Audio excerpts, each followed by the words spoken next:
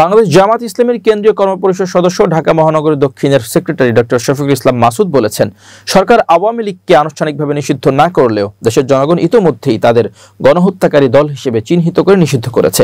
তিনি বলেন, ৫ আগস্ট গণঅভ্যুত্থানের মধ্য দিয়ে জনগণ আওয়ামী লীগকে রাজনৈতিকভাবে প্রত্যাখ্যান করেছে।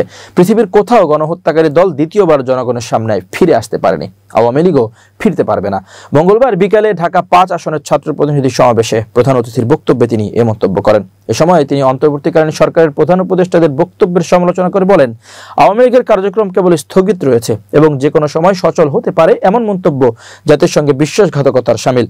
ডক্টর মাসুদ বলেন যে আওয়ামী লীগ জুলাই আন্দোলনে ছাত্র জনতার বুকে গুলি চালিয়ে ২,০০০-এর বেশি মানুষকে হত্যা করেছে, ৫০,০০০-এর বেশি মানুষকে আহত ও পঙ্গু করেছে। বিগত ১৫ বছর দেশ জুড়ে খুন, গুম, জুলুম, নির্যাতন চালিয়েছে। তাদেরকে কোনোভাবে রাজনৈতিক দল বলা যায় না।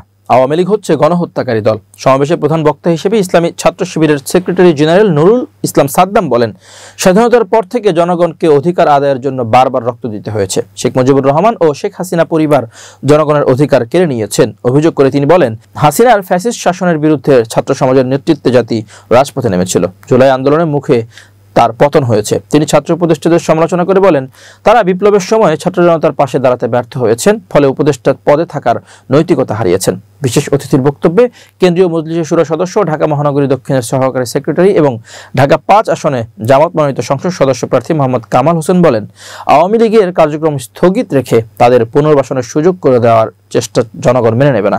তিনি দাবি করেন, অবিলম্বে আওয়ামী লীগকে রাজনৈতিক দল হিসেবে নিষিদ্ধ করে বিচারের মুখোমুখি করতে হবে।